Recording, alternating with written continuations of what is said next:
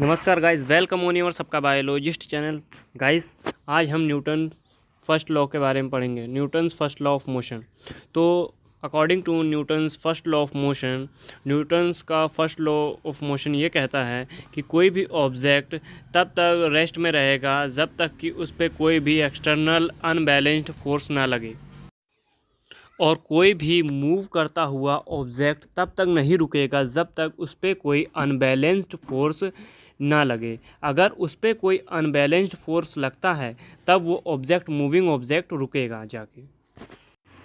आइए देखते हैं, वही इस डेफिनेशन में लिखा हुआ है, an object at rest remains at rest and an object in motion remains in motion at constant speed and in a straight line unless acted on by an unbalanced force। नहीं समझ में आया? कोई बात नहीं, हम आपको समझाएंगे अब एक एग्जांपल से। गाइस, जैसा कि आप देख सकते हैं इस स्लाइड में एक ऑब्जेक्ट रखा हुआ है जो कि आप पत्थर समझ लीजिए। An object at rest stay at rest लिखा हुआ है, मतलब कि यह ऑब्जेक्ट तब तक रेस्ट पे रहेगा जब तक कि इस पर कोई अनबैलेंस्ड फोर्स ना लगे।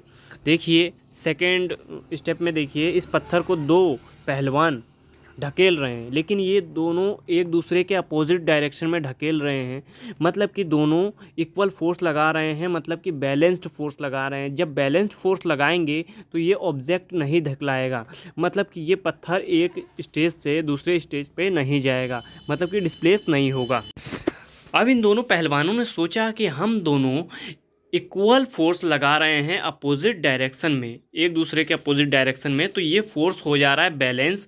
इस वजह से इन्होंने अब अनबैलेंस्ड फोर्स लगाना चालू कर दिया, मतलब कि ये दोनों एक तरफ हो गए पत्थर के और दोनों एक साथ में पत्थर को फोर्स लगा रहे हैं। और जैसे ही एक साथ फोर्स लगाना चालू किए वैसे ही ये पत्थर अपना पोजीशन चेंज करने लगा। क्यों पोजीशन इसलिए चेंज किया? क्योंकि ये जो फोर्स लगा रहे हैं ये फोर्स है अनबैलेंस्ड फोर्स।